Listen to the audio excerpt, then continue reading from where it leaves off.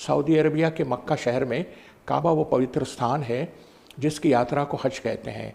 हर साल करीब करीब 35 लाख लोग दुनिया के कोने कोने से इस एक ईश्वरवाद के केंद्र पर जमा हो जाते हैं। हज की यात्रा एक आध्यात्मिक यात्रा है, एक स्पिरिचुअल जर्नी है।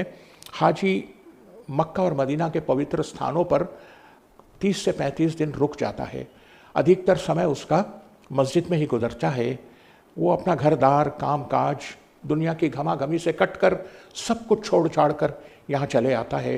एक ही लक्ष्य होता है उसका, अपने प्रभु और पालनहार से अपने संबंध को मजबूत करना, उससे क्षमा मांगना, अपने पापों के प्रायश्चित करना, अपने रूठे हुए प्रभु को मना लेना। ईश्वर तो बड़ा दया करने वाला और क्षमा करने वाला है। कोई और काम नहीं होता हाजी का। वो दिन रात नमाज़ें पढ़ता है, काबे के पवित्र स्थान का परिक्रमा करता है, फेरे लगाता है, घूमता है उसके अतराफ, ये कहते हुए कि प्रभु अब तो मेरे जीवन का केंद्र होगा, मेरा जीवन तेरे अतराफ घूमेगा, तेरी आज्ञा का पालन, तेरी इच्छा अनुसार जीवन बिताना, तुझे खुश करना, यही मेरे जीवन का आदर्श होगा। हाजी हज के 5 दिनों तक खुले मैदानों में कैंप करता है।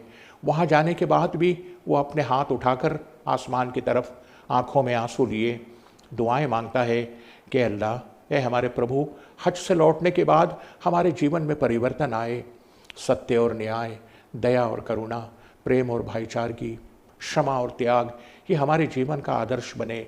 धोखा, चोरी, भ्रष्टाचार, अन्याय और अत्याचार, झूठ और बेईमानी, इन बुराइयों से हम दूर रहे। हम भले मानस बनकर दुनिया में रहना चाहते हैं। हमारा जीवन वरदान बने सारी मानवता के लिए, सारी सृष्टि के लिए।